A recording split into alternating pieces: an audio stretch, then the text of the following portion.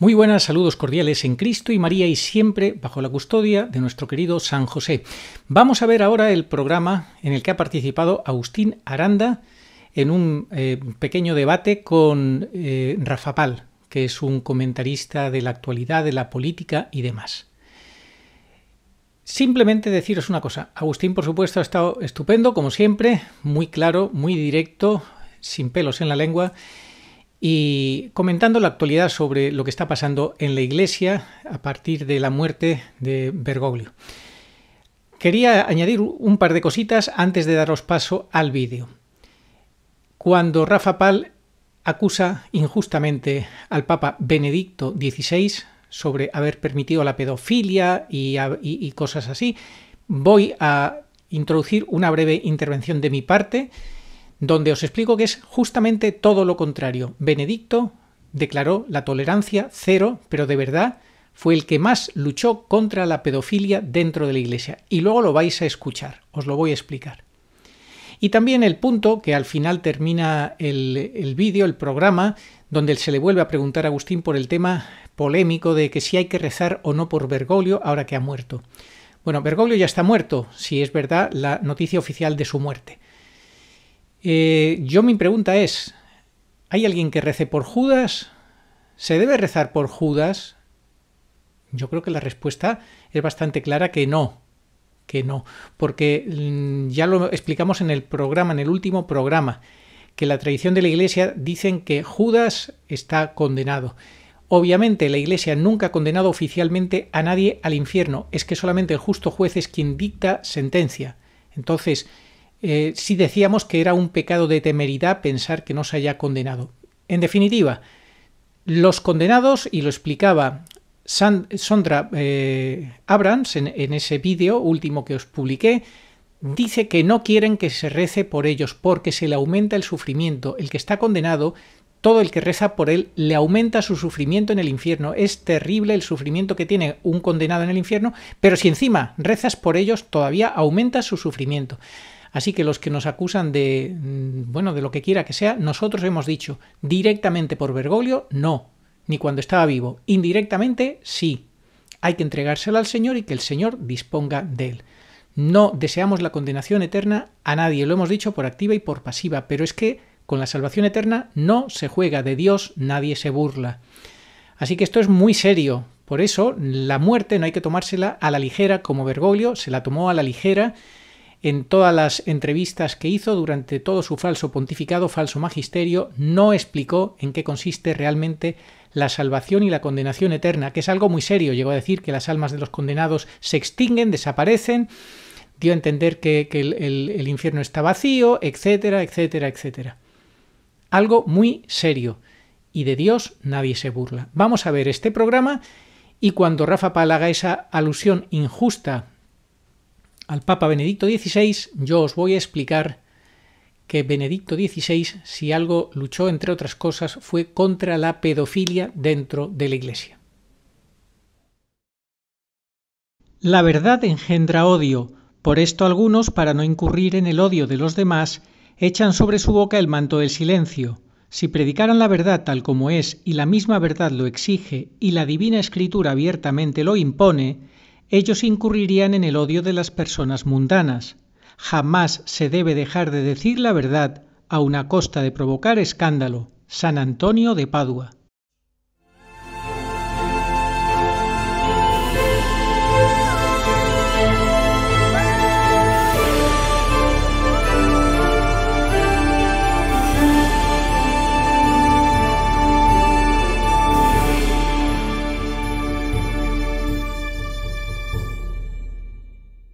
Bienvenidos a Conspirafobia.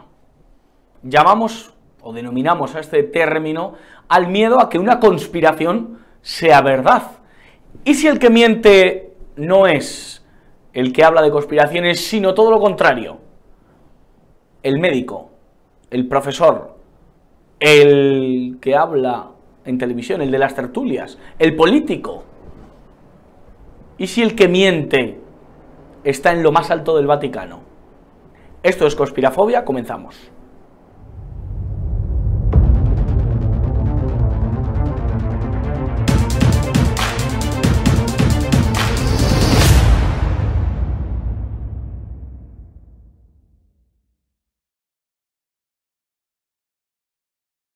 Y ya saben por dónde pueden ir los tiros cuando he hablado del Vaticano, y vamos a hablar de la muerte del Papa, de Jorge Mario Bergoglio, de su figura, de cómo llegó hasta allí y de cuánto tiempo puede llevar ya fallecido el que nombraron Papa hace 12 años. ¿Quién va a ser su sucesor? ¿Qué luchas internas hay en la Curia Vaticana? Hoy, los secretos del que denominan el Papa Francisco. Y para hablar sobre ello tenemos hoy a, bueno, pues un amigo de esta casa y un amigo de este programa, Rafael Palacios. ¿Cómo está usted? Bueno, pues muy contento de entrar en este tema tan importante, no solo para la cristiandad, sino para todo el planeta, para toda la humanidad. ¿Podemos hacer un balance de Jorge Mario Bergoglio, de Francisco I? Bueno, yo primero, si me permites, Josué, sí, quería, al hilo de tu propia introducción, yo lo que quería decir es que estamos ante la conspiración de las conspiraciones, porque si la palabra conspiración remite a una reunión secreta de una serie de personas influyentes para modificar el curso de la historia, sin el conocimiento del público, el hecho, la posibilidad, vamos a dejarlo así de momento, de que, digamos, la institución más importante de todas las religiosas del planeta, porque hay que decir, porque básicamente el Islam no tiene una estructura, el protestantismo tampoco tiene una estructura, bueno, tenemos el budismo, donde hay una figura, pero que no representa a todos los budistas, que es el Dalai Lama, así que evidentemente el Papa como figura religiosa es evidentemente, se sea cristiano o católico o no, es la figura por antonomasia, y en tanto en cuanto representa el magisterio de lo que está bien y lo que está mal, es decir,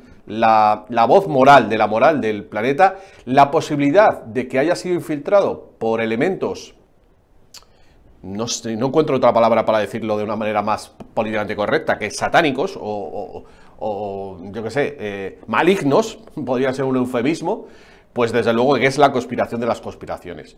Entonces, con respecto al Papa Francisco, evidentemente, claro, la visión que se pueda tener sobre el Papa Francisco depende de la opción política y de la visión sobre el bien y el mal que tenga cada uno. Por supuesto que cualquier persona que defienda los valores fundamentales del ser humano, es decir, pues la familia, la vida, incluso la naturaleza humana, tendrá que opinar que este Papa Francisco ha sido un antipapa, porque bueno, se ha metido a apoyar el matrimonio homosexual, ha hecho incluso reuniones con trans, luego explicaremos la manera y el porqué, porque bueno, ha conectado con ciertas... ha conectado mejor con los ateos que con los cristianos, básicamente. Y eso es algo importante, Josué. Un papa que conecta mejor con los ateos que con los cristianos, algo debe estar pasando. Y luego, bueno, pues se ha metido en temas ecológicos, ha adoptado el discurso, entre comillas, humanitario de la masonería, que es quien está detrás de todas estas organizaciones y pensadores de la Agenda 2030, en el sentido de remitir a Gaia, al planeta, como una entidad a la cual tiene que servir el ser humano y no viceversa. Son cuestiones filosóficas y teológicas que, bueno, que rayan con lo político, porque en este caso yo no he llegado desde el punto de vista religioso, sino desde el punto de vista político. Pero ahí me he encontrado un poco con la postura de los tradicionalistas y he entendido, por ejemplo, el paganismo. Yo la verdad es que no entendía el paganismo porque se asociaba con el satanismo, pero bueno, cuando uno comprende que en realidad los paganos han estado haciendo sacrificios humanos en adoración a esos dioses, que son, ya mismo la palabra Dios, dioses, en plural, implica demonios, porque si Dios es uno, todo aquel que pretenda ser Dios tiene que ser un demonio necesariamente. Pero digamos que todo ese acercamiento, como digo, a la teoría de Gaia y a esa adoración a la naturaleza por encima de Dios... A la Pachamama. Correcto. Pues todo eso remite al paganismo, evidentemente. Y desde el punto de vista teológico cristiano, evidentemente es una herejía. Y en tanto en cuanto el Papa Francisco se ha hecho difusor de todas esas ideas, ha alejado a la Iglesia de su pastoral, del dogma, y ha caído en el subjetivismo. Vamos a ver, y vamos a hablar con el siguiente invitado de nuestro programa de hoy. La verdad que cuando hemos hablado de Jorge Mario Bergoglio, pues ha estado aquí presente Agustín Aranda, experto en apariciones marianas. ¿Cómo está usted? Hola, muy buenas tardes. Ha estado muy bien la introducción de Rafa Pal. Sí, me digo con un punto de retorno. Certera, efectivamente. Don Agustín, para hablar un poco de Bergoglio, ¿quién ha sido en la historia del papado? ¿Qué ha supuesto este papa concretamente en esa historia que, bueno, pues que desde San Pedro se ha estado escribiendo? Pues primero tenemos que identificar al personaje que es protagonista en estos días. Bueno, ha sido un antipapa, pero no un antipapa más. Ha sido el antipapa que ha resultado como fruto del segundo y último cambio de verdadero papa.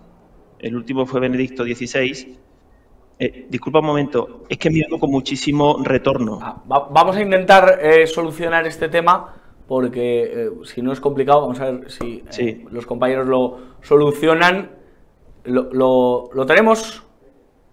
Bueno, vamos a intentar cambiarlo, hablamos con Rafael Palacios y enseguida, Agustín, lo retornamos. Claro, en la historia de los papas, evidentemente, Benedicto XVI no ha sido ni ha significado lo mismo que Jorge Mario Bergoglio, que Francisco. Bueno, yo ahí me tocas un tema, yo la verdad es que critiqué mucho a Benedicto porque, bueno, dio refugio a pedrastas, protegió a pedrastas y en realidad todo el escándalo que también ha perseguido a Francisco, que ha protegido a, por ejemplo, el cardenal Burke, me acuerdo, y a algunos otros que han estado implicados en el tema de los abusos sexuales en las sacristías, pues la verdad es que yo no tengo un buen concepto de él. Yo sé que los católicos tradicionalistas están hablando cosas buenas, pero más que por él, porque esa gente casi todos se identifican con Juan Pablo II, más bien, en realidad yo creo que básicamente por lo malo que está siendo Francisco y cómo quitaron de en medio a Ratzinger, que fue de una manera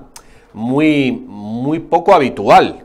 Es algo que no ha ocurrido, no sé si ha ocurrido alguna otra vez en la historia de la Iglesia, que siga vivo todavía y que colocaron a otro papa. Bueno, ya falleció. Sí, perdón, es verdad. Falleció hace un par de años. Hace un par de años. Pero bueno, estuvo vivo. Pero hubo dos papas. Durante uno un tiempo, y otro. Estuvo, como la película, hubo dos papas durante un tiempo.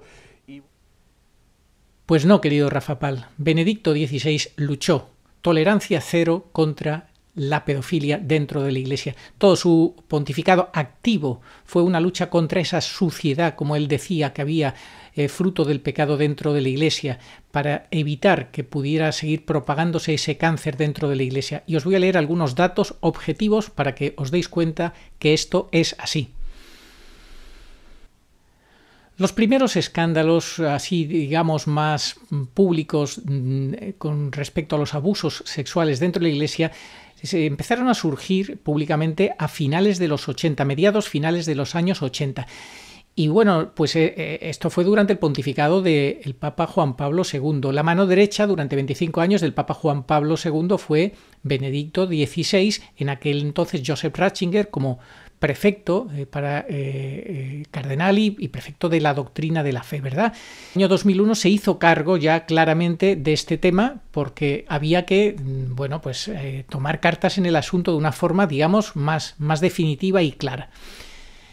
En una carta escrita ese año, el cardenal alemán decretó que los casos de abusos sexuales cometidos por religiosos serían manejados por la Congregación para la Doctrina de la Fe. Y bajo secreto papal, esto hizo que algunos pues no confiaran y pensaran que era una manera de encubrir lo que estaba pasando. Sin embargo, nada más lejos de la realidad, tras su elección como pontífice en el año 2005, Benedicto XVI reconocía los terribles pecados que en la Iglesia se estaban cometiendo en ese tema de los abusos sexuales y emprendió una operación de limpieza muy clara de la institución con dimisión de obispos en gran número. Se le pidió a los obispos que dimitieran como responsables de casos que habían sido denunciados. En 2006 tomó la decisión histórica de sancionar, ordenándole que se retirara del sacerdocio público al fundador de los Legionarios de Cristo, Marcial Maciel, que fue un personaje que tuvo engañado durante muchos años al Papa Juan Pablo II, sobre todo en esos años finales donde él estaba tan enfermo y tan impedido realmente tan dificultado para ejercer su ministerio como Papa de Roma. Y estuvo engañado. Bueno, pues este gran depredador sexual de la Iglesia, Marcial Maciel, fue en 2006 retirado del sacerdocio público por el Papa Benedicto XVI. 2 años más tarde, Benedicto XVI, en 2008, se reunió con víctimas de abusos y violencia sexual de Estados Unidos y Australia y afirmó que le faltaban palabras para describir el dolor y la maldad que estos pecados provocaban. Fue el primer pontífice, fijaos, el primer pontífice Benedicto XVI, el primero, que dedicó todo un documento a esta crisis dentro de la Iglesia con la publicación en 2010 de una carta a los católicos de Irlanda tras la revelación de miles de casos en ese país. En ese texto daba parte de su consternación y del sentimiento de sentirse traicionado. Se quitó la careta y apoyó por completo todas estas medidas que denigran al ser humano, en el sentido de que, bueno, pues le robaron la libertad en base a la exageración de un posible peligro de contagio.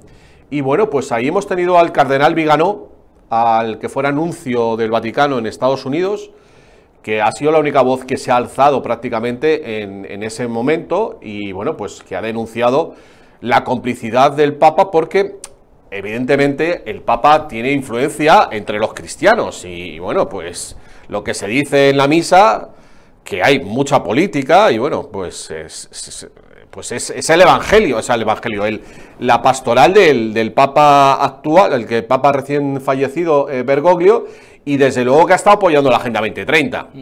Y eso, pues, los católicos despiertos eso no lo pasan.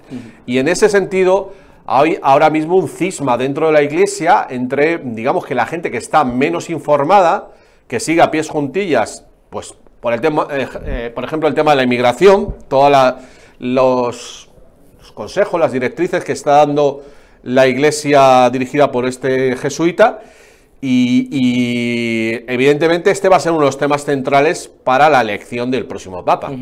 Agustín Aranda, ya recuperamos el sonido y espero que ya no se oiga a uno mismo, que es una cosa muy desagradable, por muy bien que diga uno las cosas, como es el caso de Agustín, oírse a uno mismo es una cosa un poco soberbia. Don Agustín, continúe su... Sí, a ver ahora, parece que sí, que ahora el retorno ha disminuido. Es que efectivamente antes no podía continuar hablando porque mis palabras las volvía a oír justo las que había pronunciado y me desconcentraba. Bien, estaba diciendo, bueno, empecé a decir apenas quién es Jorge Bergoglio. No es solamente un antipapa, es algo más, porque estamos en un fin de ciclo, sin lugar a dudas. Estamos en el desenlace, en el final de los últimos tiempos y por eso es tan importante identificar el momento e identificar el personaje, porque si uno tira con buena intención por una dirección equivocada, pues no va a llegar a buen puerto. Entonces, este personaje es un personaje que nosotros pues hemos, al margen de, por supuesto, todos sus escritos que ahí están, todo lo que ha dicho, hemos ubicado con la ayuda de las profecías de la Santísima Virgen en el calendario de la historia y de ahí su trascendencia. Lo primero que tenemos que decir es que le quede clarísimo a todo el mundo que siguió siendo único y verdadero Papa Benedicto XVI. A diferencia del primer cambio en los tiempos recientes que perpetró la masonería, que consistió en asesinar a Juan Pablo I, como Benedicto XVI siguió vivo, seguía siendo el Papa. Claro, si te matan ya no eres Papa porque estás muerto. Esa es la primera idea fundamental. Entonces, para ir al grano, a partir de ahí, ¿qué ha supuesto esto? Pues que Jorge Bergoglio ha carecido de autoridad espiritual y de autoridad ante Dios para gobernar a la verdadera Iglesia. Ha usurpado el poder. Y la consecuencia más directa que esto va a tener en estos días próximos es que esos 100 y pico cardenales que él ha nombrado son falsos cardenales.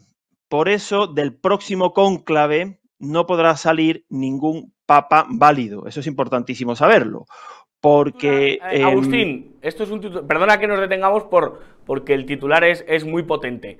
Salga quien salga, estamos hablando de que pueda salir desde un cardenal más conservador, se está hablando en grupos y en Twitter de gente más afín políticamente al conservadurismo o a la derecha, que Sará, el cardenal negro, bueno, hay que decirlo así, podría ser fantástico para la Iglesia, u otro que fuese el amigo de los trans, que abrazase a personas trans e incluso fuera un travesti, con todo el respeto lo digo.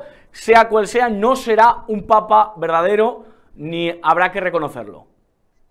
Efectivamente, es que es importante situar estas bases dentro del derecho canónico para saber si lo que va a venir a continuación vale. A nosotros que nos gusta el fútbol, es como si alguien marca un gol muy bello después de que el árbitro haya pitado el final del partido. Es que ha sido válido, no estoy en fuera de juego, ya, pero es que no se dan las condiciones para que ese gol sea válido, porque hay una condición previa que impide la validez del gol, y es que el árbitro ha pitado el final del partido.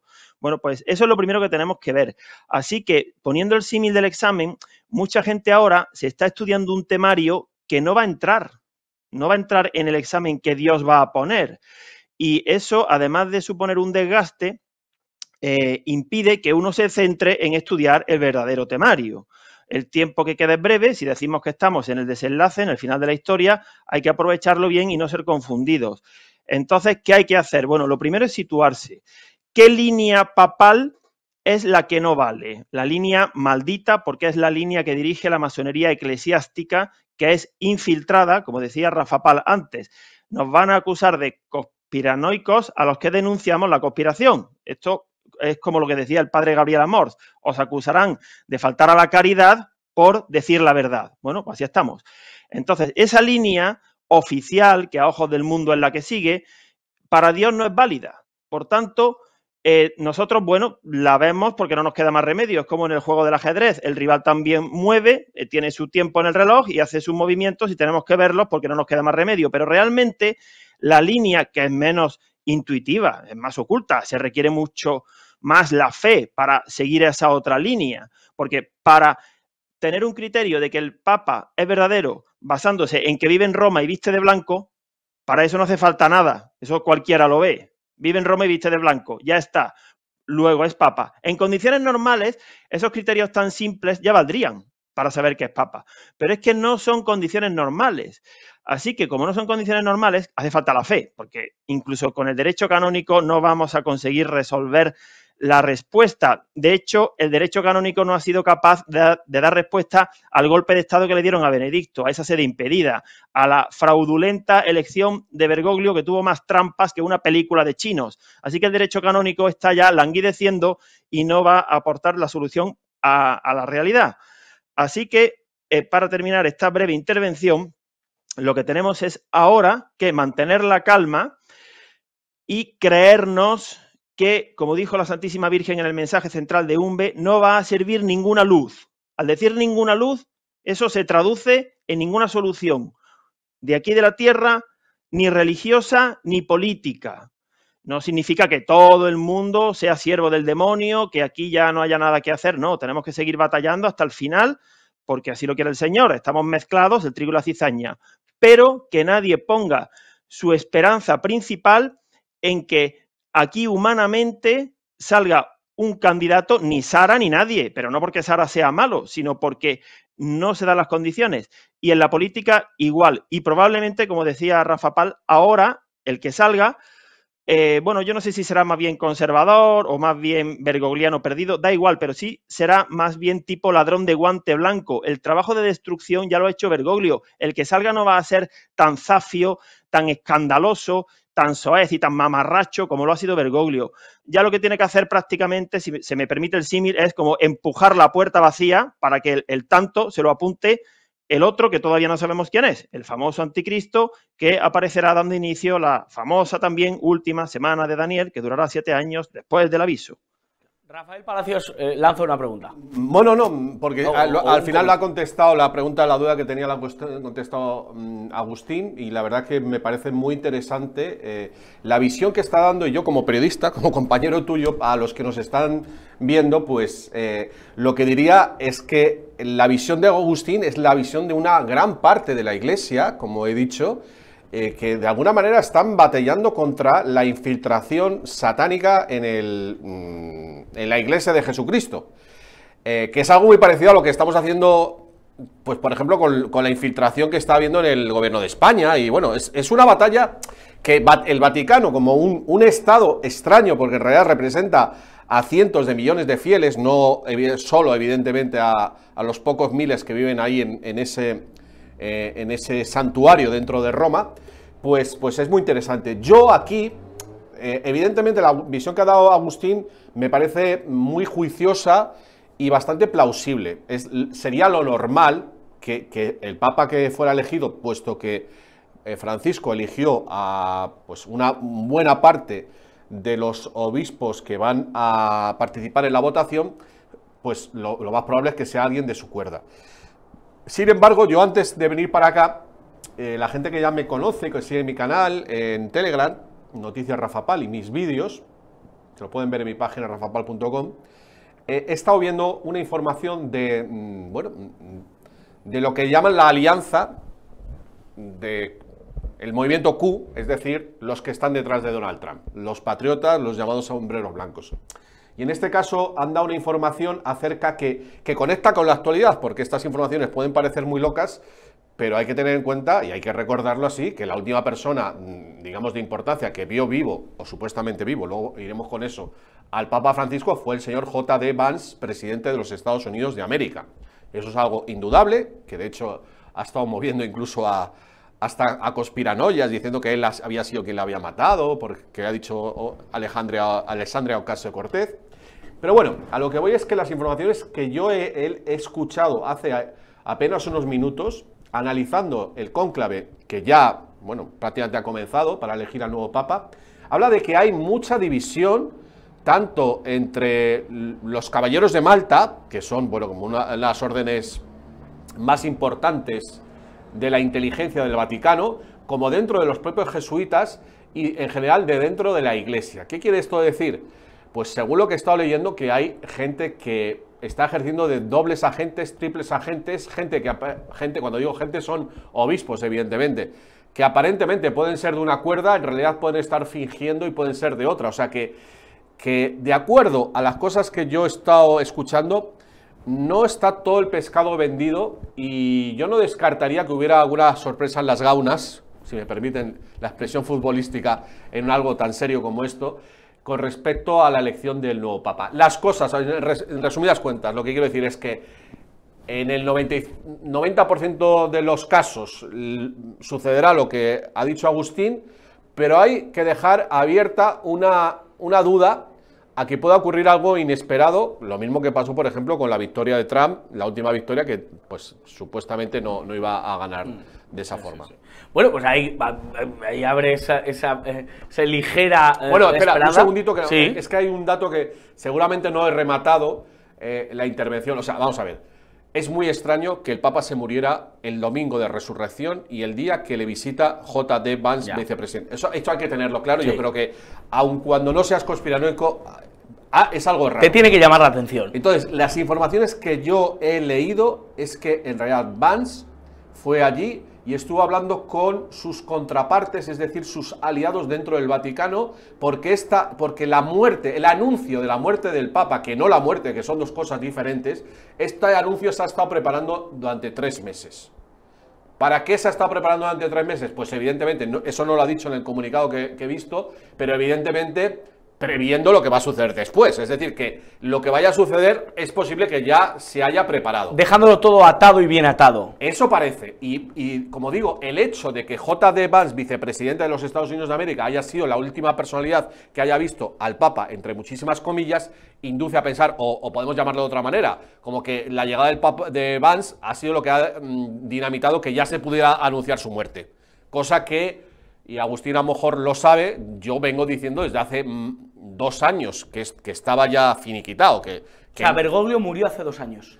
Las informaciones que yo estoy leyendo sí, dicen esto, y evidentemente los cambios de cara de Bergoglio en los últimos años inducen a pensar que han colocado a otro, porque realmente las últimas imágenes, y por cierto, se me ha olvidado comentártelo, pero hubiera sido muy bonito, no sé si da tiempo durante el programa para que lo pongan desde ahí, desde realización, pero la foto que se ha mostrado del sepulcro del Papa Francisco tiene un moratón así de grande, no sé si lo has visto. ¿Lo has visto? Sí. Eso es muy raro. Ya. Eso es rarísimo. O sea, ¿de dónde le sale ese moratón? Un hematoma. Un hematoma. Muy raro, es algo muy raro. Agustín, ha dicho muchas cosas Rafael Palacio. No sé si constatas el hecho de que Bergoglio hace 2 años pudiera estar muerto por las informaciones que nos ha vertido aquí Rafael Palacios, además de una pregunta que tengo que hacerte muy concreta. Es que sostienes, y lo has explicado en este programa, pero creo que es conveniente recordarlo, que Bergoglio no era ni sacerdote, que era un seglar que, bueno, que ha hecho muy bien su papel. Esto, que nos lo expliques, creo que es conveniente. Sí, antes de responder a esa parte de la conspiración, me parece que en absoluto es descabellado lo que dice Rafa Pal, en el sentido de que haya estado cocinada la fecha en la que oficialmente ha muerto el Papa Francisco. Desde el ingreso en el Gemelli hasta el momento en el que se ha producido, el lunes de Pascua. Yo a estas alturas no me creo que eso haya sido casual, después de dar su bendición, que sabemos que no vale para nada, pero oficialmente ha dado la bendición en el domingo de Resurrección, el día más importante para el catolicismo. Igual que tampoco fue casualidad que unos días después de que apareciese el informe jurídico canónico de Simón Bar Jonás, que extendía las conclusiones a las que nosotros habíamos llegado de que Bergoglio era seglar, era infiltrado desde el principio. Eso fue una bomba atómica. Ese informe se conoció el 22 de diciembre del año 22. Unos días después salió Bergoglio a escena interesándose mucho por la enfermedad, el mal estado de salud del Papa Benedicto. Vaya. Y 3 o 4 días después, misteriosamente, ese personaje que al principio fue secretario y terminó siendo carcelero, Ganswein, desapareció del Vaticano, nadie supo a dónde fue ni qué hizo y murió Benedicto. Bueno, yo tampoco creo que eso fuera casual. Aquello fue una bomba y alguien diría, el viejo ya está amortizado, y para no dar tiempo a que pudiera surgir una línea sucesoria de Benedicto estando vivo, pues se anticiparon. Pues ahora parece que ha sucedido algo parecido, en el sentido de que ya lo tenían amortizado al personaje. Yo no sé si desde hace 2 años o no, o puede ser que Bergoglio siga vivo, o que haya muerto con anterioridad, o que ahora estén enterrando a un doble o a un muñeco. No lo sabemos. Sí nos da mucha tranquilidad el saber algo, y es que nosotros, igual que por la Santísima Virgen Pura Dolorosa, nos pusimos a trabajar en la línea de que Bergoglio era seglar, ni siquiera sacerdote, pues es el momento de recordar algo importantísimo, y es que ella, la Virgen, nos ha explicado la situación del papado hasta Bergoglio, es decir, hasta el momento en el que han coexistido durante prácticamente 10 años el último papa válido, Benedicto, y Bergoglio. Pero ella, a cosa hecha, no ha dicho nada del posible sustituto o sustitutos que vaya a tener Bergoglio. Y eso no es por un olvido, evidentemente, claro que no, sino porque bastante complicada era ya la cosa con Bergoglio como para introducir otro personaje más en la escena. Pero sobre todo no ha sido por eso, sino porque ahora nosotros estamos blindados. Si ponen a 1, a 2, a 3 o a 21 sustitutos de Bergoglio, no creo que sean tantos. De hecho, en teoría, el próximo ya será el falso profeta, pero nos da igual, porque tampoco tiene por qué ser el próximo el falso profeta. Y volviendo a la infiltración, efectivamente, Bergoglio no fue el único, se infiltró en el seminario en el año 60, y por eso el combate comienza en el año 69, comenzó la Virgen y su séquito celestial a desenmascarar al personaje en el año 69, el año en el que supuestamente se ordenó diácono, cosa que jamás sucedió, nunca apareció la prueba, la página del Vaticano se quedó caída cuando los biógrafos supieron que le estábamos preguntando, algunos en redes sociales, no directamente, por el diaconado. Y cuando se restableció la página del Vaticano también habían hecho desaparecer los datos del diaconado de Juan Pablo II y de Benedicto XVI, como si fuera normal que no estuvieran tampoco los datos de la ordenación diaconal de los últimos dos verdaderos papas. Entonces, Jorge Bergoglio es un infiltrado desde el principio, pero esto no es nuevo. La infiltración en la Iglesia Católica lleva gestándose siglos, diría yo. A punto estuvieron a principios del siglo XX de conseguir su objetivo y poner a un masón que pertenecía a la OTO, la Ordo Templis Oriente, el cardenal Rampolla, y por pura providencia, el emperador del Imperio Austrohúngaro, antes de la Primera Guerra Mundial, ejerció su derecho a veto y tuvimos ni más ni menos que a un Papa Santo, San Pío X. Pero bueno, han seguido insistiendo y finalmente igual, y esta idea es fundamental, que sucedió con nuestro Señor, que fue traicionado desde dentro sin que los demás lo supieran. De hecho, su núcleo duro se quedó dormido en Getsemaní, en la noche en la que él iba a ser entregado. Pues lo mismo está sucediendo ahora. Estamos viviendo el punto 675 del Catecismo, que Juan Pablo II, que tenía la gracia de Estado, plasmó. La última prueba de la Iglesia antes del advenimiento de Cristo, que es dogma de fe, será la de superar una dura prueba de fe, que se pondrá de manifiesto bajo la forma de una impostura religiosa. ¿Qué mayor impostura religiosa que quien funge de papa, quien ha fungido, no solamente no haya sido papa, sino que ni siquiera haya sido consagrado? Por eso la Santísima Virgen Pura Dolorosa dijo que no recibe Jorge Bergoglio el poder de bendecir a los fieles en nombre de Dios. Y si te parece, un poquito más adelante hablaremos de otra profecía de la Virgen, después de darle paso de nuevo a Rafa Pal, en relación a la muerte de Jorge Bergoglio, porque la Virgen nos dio una información importantísima. Yo, Agustín, la verdad que me quedo con la duda, yo creo que como muchos de nuestros telespectadores, sobre las pruebas que tenéis acerca de que Bergoglio no fue consagrado como cura, que es falso. ¿Cómo lo sabéis esto? Sí, lo sabemos. En primer lugar, porque la batalla comenzó en Umbe, aunque siempre decimos los verdaderos años de la profecía son estos, pero como el cielo va por delante, se dieron a finales de los 60, bueno, en el año 69 en concreto, la Santísima Virgen, el domingo 8 de junio del año 69, se refirió a Jorge Bergoglio como este papa hombre violento que pagará por su pena.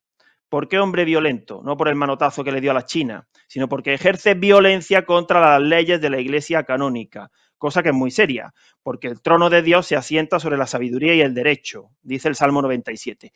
Y, aquí viene la clave, el 13 de diciembre de 1969, el mismo día en el que en todas las biografías figura como que Jorge Bergoglio recibió la ordenación sacerdotal de manos del obispo emérito Ramón Castellano, pues en Umbe, que habían transcurrido muchos meses sin mensajes, dijo un ángel, recuerda lo que has prometido, y dejó unas huellas en el terreno. Claro, el cielo tiene que preservar la información, no va a aparecer la Virgen el 13 de diciembre del 69 en Umbe a decir, el Papa violento que hoy se está ordenando al otro lado del Atlántico y cuyo nombre empieza por J, así no va a decir la información. De hecho, cuando empezamos a descubrir el significado de esta profecía tan importantísima de Umbe, que enlaza con el resto de mariofanías, ¿qué hicieron en el obispado de Bilbao? Falsificaron los mensajes, perpetraron unos cambiazos. Bueno, ese episodio ya se superó.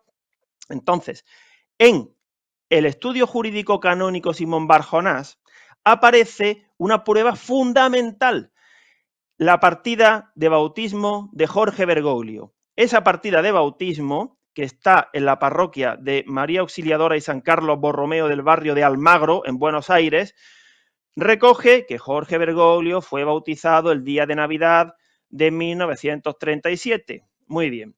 Y fue ordenado subdiácono, que en absoluto es equivalente a ser diácono. En aquellos años todavía existían esas órdenes menores, luego ya Pablo VI introdujo la reforma y ahí se quedó la cosa. Y 29 años después, en 1998, en el acta de la partida de bautismo, con la misma letra, el mismo bolígrafo, anotaron y recibió la ordenación presbiterial el 13 de diciembre del 69, cuando ya era arzobispo de Buenos Aires, primado de Argentina. Los biógrafos, ninguno ha aportado el dato de la ordenación diaconal, ni los jesuitas, ni en la curia, ni en la página oficial del Vaticano. Y en un libro autobiográfico, bueno, biográfico de Bergoglio, que se publicó en el año 21, muy reciente, súper reciente, escrito por Sebastián Cámara y Javier Pfaffen, creo, bueno, Cámara y Pfaffen son los coautores, encontramos una pista tremenda con la cual ellos, sin saberlo, se estaban delatando porque no sabían lo que iba a suceder después, que íbamos a descubrir que era seglar. Dijeron, por aquellas cosas de la vida, no se sabe cómo, el obispo emérito Ramón Castellano, le faltaba decir que pasaba por allí, estaba de vacaciones en Buenos Aires, esto es literal, volvió en Navidad a Buenos Aires, ordenó a unos cuantos seminaristas. A ver, no era competencia de Ramón Castellano ordenar a unos seminaristas sin el conocimiento de los titulares de Buenos Aires, Aramburu y Cagiano. Y los jesuitas, en una prueba falsa, dijeron que Bergoglio y otros más habían sido ordenados diáconos por el obispo de Morón, Miguel Raspanti, falso de toda falsedad. Miguel Raspanti jamás tuvo nada que ver con los jesuitas. Entonces, todo, absolutamente todo, apunta a entender por qué la Virgen ha dicho que este Papa no recibe el poder de bendecir a los fieles en nombre de Dios, porque no ha recibido nunca ningún grado del sacramento del orden sacerdotal. Diácono seguro que no. Y como puentearon a los titulares de Buenos Aires y acudieron a un obispo que no le correspondía, al cual harían creer que ya había sido ordenado diácono por Miguel Raspanti, y ese obispo, Ramón Castellano, fue negligente y no solamente no comprobó que fuera diácono, sino que tampoco notificó a la curia la ordenación sacerdotal de Bergoglio y unos cuantos compañeros más del seminario. Uno de los mentores era uno que falleció en el 19, ideólogo de una rama de la teología de la liberación, Juan Carlos Escanone. Bueno, pues lo cocinaron entre todos y dirían, venga, pues vamos a ordenarnos sacerdotes y aquí no pasa nada. Y parece que a cosa hecha quisieron saltarse el diaconado porque no tenían fe, eran infiltrados, hubo muchos en aquellos años. De hecho, la mentora de Bergoglio era la revolucionaria anticlerical Esther Balestrino. Y esa era la persona de la que más aprendió Bergoglio en aquellos años. ¿Cómo es posible? Hemos visto, ¿no?, imágenes de Bergoglio besando un crucifijo con la hoz y el martillo que le regalaba Evo Morales, muy cercano, ¿no?, a este tipo de líderes. Bueno, él supuestamente no era parte de la teología de la liberación, pero por sus actos les conoceréis, y desde luego que, bueno, pues ese acercamiento, digamos, a las tradiciones paganas hispanoamericanas o americanas en general, con esa voluntad de ecumenismo, que, bueno, yo la verdad que durante hace 20 y tantos años fui seducido por esta idea de la unión de las religiones y, bueno, finalmente he comprendido qué es lo que dice la Iglesia Católica, de que no se pueden mezclar churras con merinas, básicamente, y que en aras de, digamos, de la tolerancia y de la concordia, pues es como bajar el nivel, digamos, de colocar a la Iglesia al mismo nivel que las otras, pues para no incomodar, ¿no? Y eso es un poco el mensaje que los tradicionalistas están enviando respecto a este, si me permite la expresión, este buen rollito que ha representado el Papa Francisco o Bergoglio, como me gusta a mí llamarle. Y bueno, todo esto en realidad la gente tiene que entender que no es de ahora, no es del siglo XX, esto viene del siglo XIX, y ya pues la masonería y posteriormente el comunismo, pues uno de sus grandes objetivos, sabiendo que la Iglesia Católica era la que vertebra o vertebraba, no sé si decirlo en pasado o en presente, pues las creencias, y desde las creencias religiosas se pasa a la política, evidentemente, porque luego uno vota, influido por los curas, sobre todo cuanto más inculta es la gente. Bueno, pues decidieron infiltrarse en los seminarios. Esto está muy bien documentado, hay varios libros sobre el tema.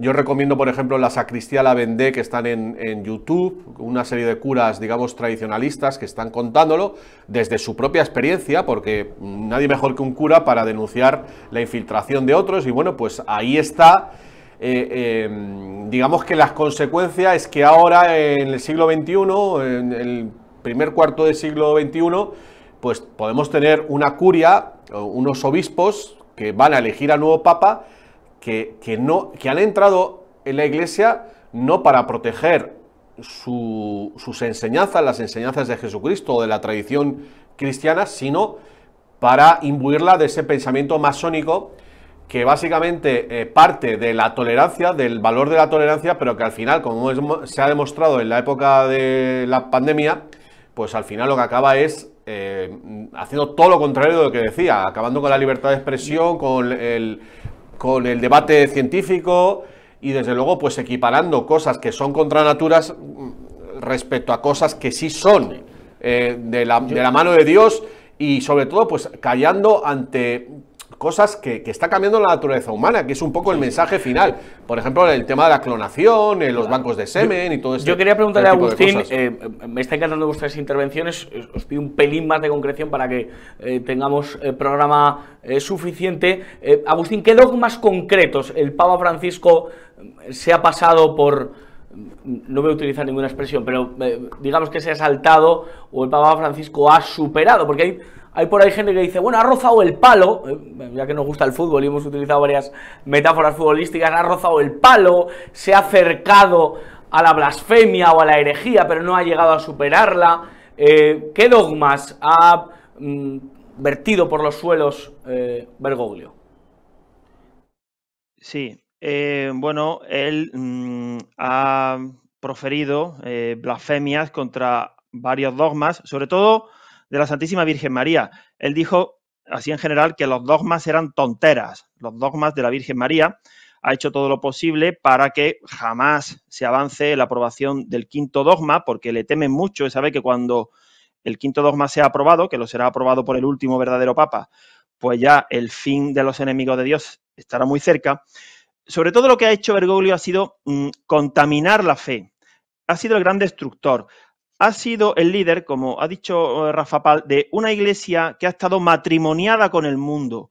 Esa no es la verdadera iglesia, porque la iglesia, claro que siempre dentro ha tenido pecadores, por supuesto, pero es una institución sobrenatural, es de Dios. Entonces la verdadera iglesia, por eso la palabra del Señor dijo que las puertas del infierno no prevalecerán, porque hay algo detrás que nosotros no vemos y es que Dios la sujeta. Estuvo fundada por la segunda persona de la Santísima Trinidad y guiada y santificada por la tercera.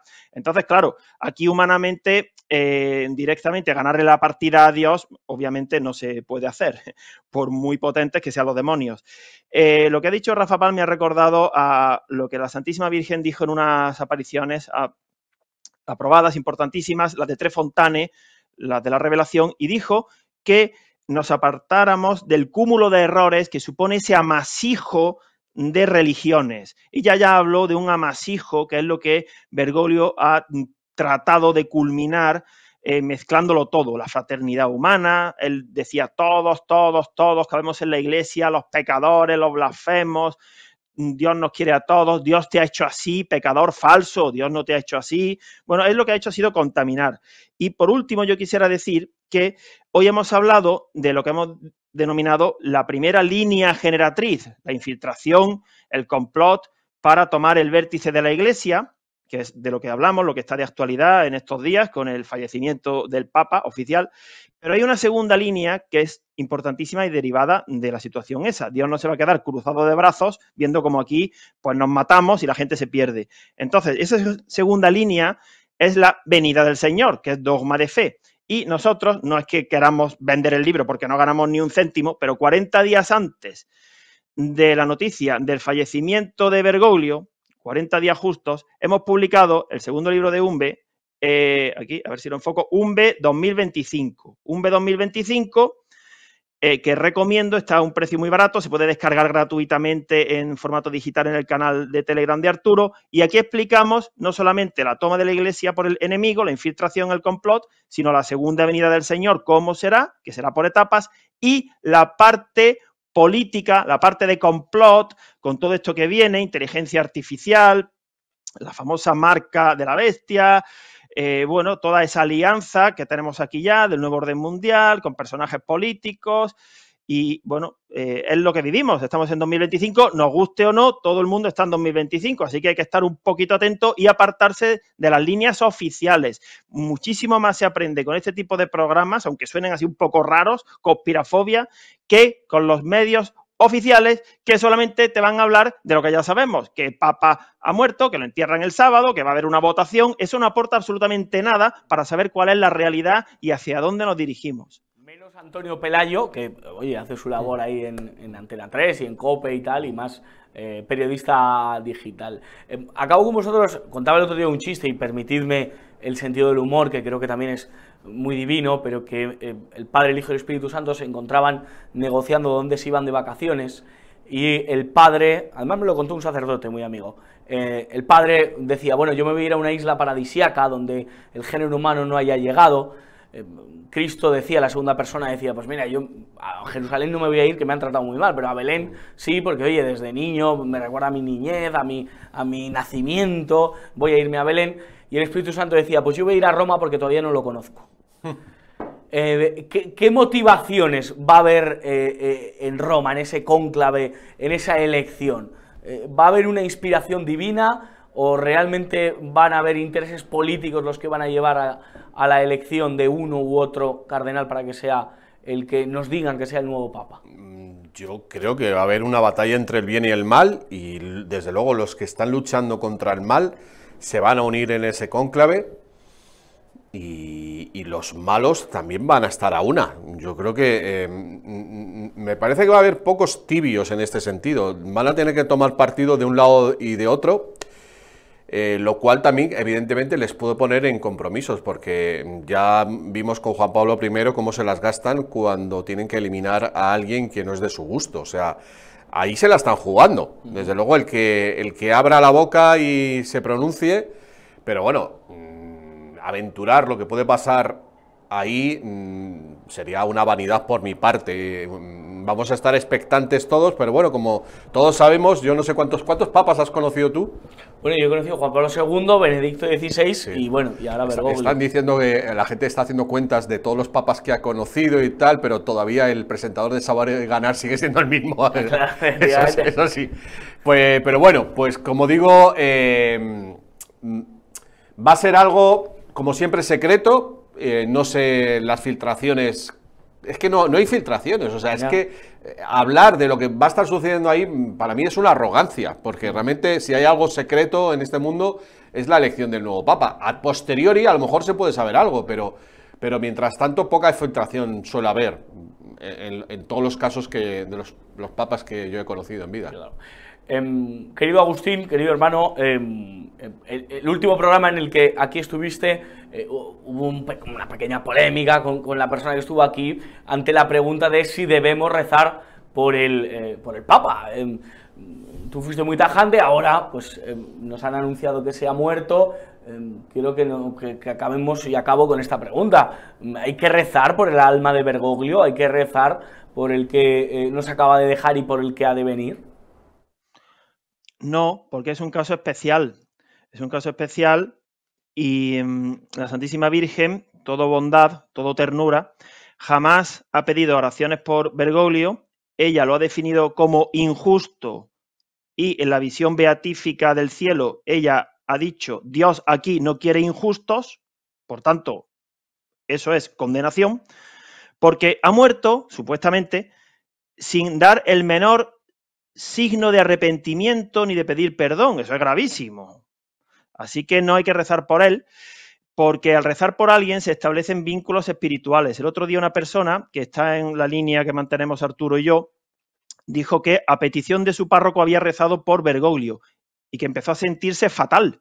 Yo me lo creo de esa persona. Entonces, no, hay que rezar en general, por la conversión de los masones, por las personas que hoy van a morir, por los que sean juzgados. Así en general sí, pero en particular no, porque no hay que confundir que la Santísima Virgen sea refugio de pecadores, que lo es, con que sea refugio de condenados y demonios. Así que no hay que rezar por él. Y en cuanto a lo último ya que decíamos, el próximo Papa, yo me remito a lo anterior, lo que salga de Roma, bueno, lo miraremos como quien mira algo porque lo tiene delante. Pero el próximo Papa verdadero, el único que queda, será carismático, ya veremos cómo lo nombrará el cielo y cómo nos enteraremos, y ese es el que importa. Y ya para terminar, lo que está pasando en España, ese matrimonio, esa fornicación entre la Iglesia prostituida, comandada por Argüello y por Cobo, aliada con los políticos para tratar de derribar la mayor cruz, la del Valle de los Caídos, y profanar la basílica, pues es lo que tenemos realmente. Lo de España es una sucursal del Vaticano y ahí desde luego no está el Espíritu Santo, porque, como decía San Juan de Ávila, cuando una persona peca gravemente, entra el pecado por una puerta, Dios sale por la otra. Pues también hay pecados institucionales y eso es lo que está pasando. Así que yo recomiendo no desgastarnos y nosotros a lo nuestro, a la oración y a lo que siempre ha valido, a los sacramentos, a amar al prójimo, a tener misericordia y ya está, eso. Agustín Aranda, muchísimas gracias. Rafael Palacios, gracias de verdad placer, por estar con nosotros, y a toda la audiencia de Periodista Digital, de Conspirafobia, gracias por vernos. Compartan este vídeo, es muy importante que hagan llegar este mensaje, este vídeo, este humilde trabajo, pues a muchísima gente. Gracias a Andrés y a Carlos Pérez, que han estado en el aspecto técnico, y como siempre digo en este programa, cuidado, porque la mayoría puede estar equivocada. Hasta la semana que viene.